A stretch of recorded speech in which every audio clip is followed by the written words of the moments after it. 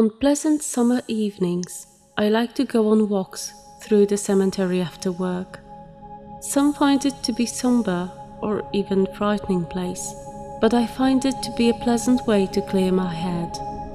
I also don't mind the occasional conversation with a ghost here and there. I was having just such a stroll one afternoon this past summer. It had rained earlier in the day, but the sun was now shining, and the air was crisp and clean and filled with dew. The spectres and spirits populating the place must have appreciated it as well, because they were all out enjoying the day as the living would. I was all friendly nods as I made my way through. The dead sometimes regard this behavior as odd, but most were quite welcoming and returned my friendly gestures. Towards the center, at a large statue of an angel, I saw a group of children playing, as they would have at the park on a day like that. It's sad, of course, to see these children and know that their lives had been cut short, but I found it inspiring as well, to note that they weren't missing out on childhood play and fun. I watched for a moment, reminded of my own children when they were young. It was then that I had noticed another child standing far back among the graves, watching sullenly at the others. I approached him, knowing that children sometimes gang up on and exclude others, and resolved to help this little spook out. "Hello there," I said. "My name is Thomas. What's your name?" "Mitchell. Mitchell Higgins." His tone was as sad and wistful as his face, and even sadder were the injuries from life that had followed him into death. The name struck me as familiar, and I tried to remember if there had been any accidents involving children in the area recently. "What are you doing over here all by yourself?" I asked. "Won't the other children play with you?" "No," he said with a frown. "Well, maybe I should go speak with them. Perhaps I could ask them to be kinder to you?" "No, they never play with me, ever." His voice was filled with resolve, and being a parent, I knew my involvement could do more harm than good. So instead I decided to keep him company for a bit. We watched as the other kids ran and jumped and goofed around the statue. They all wore their funeral clothes, and some also carried wounds from life. Burns, it looked like, and some rather badly. It didn't bother them though, and they all played as though nothing at all was the matter. "They were all mean to me when I was alive too," he said with a sigh. "That's terrible," I said.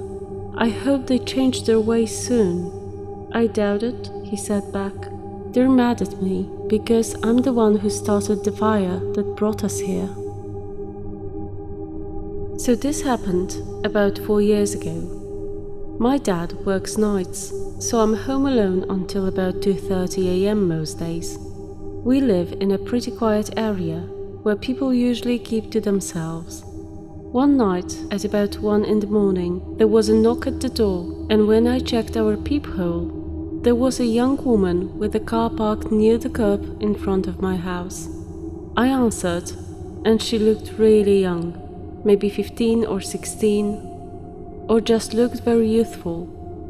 In short, she looked just barely old enough to be driving. She told me that she was having car trouble and asked if I could come check it out and possibly give her car a jump. At this time I didn't drive, have a car of my own, or knew very much about cars, so I was of little help, but offered to call someone if she needed AAA or a tow service.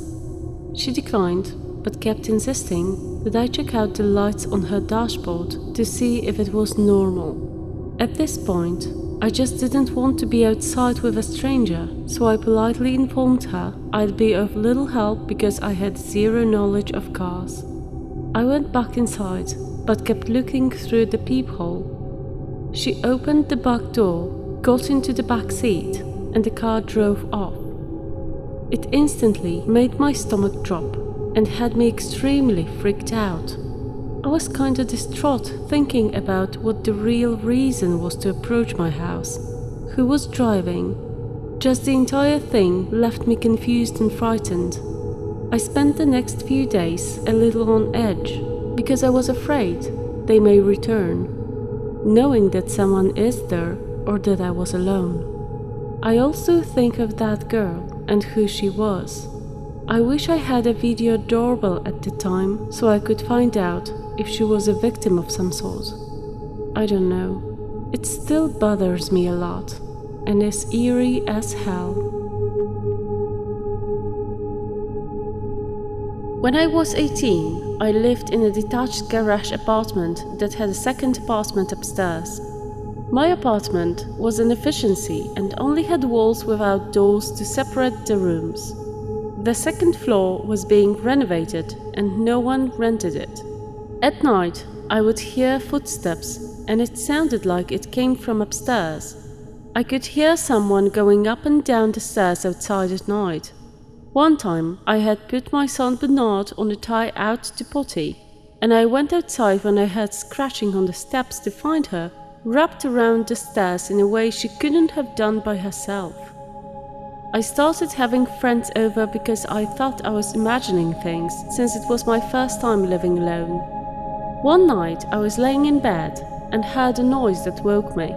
I looked up, half awake, and saw a shadowy figure at the foot of my bed.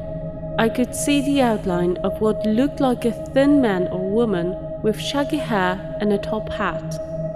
I told myself I was just being paranoid and imagining things. I grabbed a hold of my dog and covered us with a blanket, telling myself it wasn't real. A few weeks later, my car had a baseball thrown through the window. I was out taping up my window and my neighbor came out to talk to me. A young couple rented the house on the same lot. I asked her if she knew if our landlord had either been working on the upstairs unit or maybe rented it out because I kept hearing noises. She told me no and offered to have her husband go and take a look upstairs in the unit. While he was inspecting, she started telling me to be aware of a homeless man who was seen in the alley behind us. I asked her to describe him to me, and she told me he was tall, thin, dirty, with long hair and always wearing a funny hat, like a Mad Hatter. Her husband came back and told me that the door was unlocked, but the floor wasn't done in the apartment upstairs, and there was no possible way someone could be up there because there was no place to step. I called my mum and she helped me move. While I was loading my U-Haul, I found 3 house keys in random places in my yard.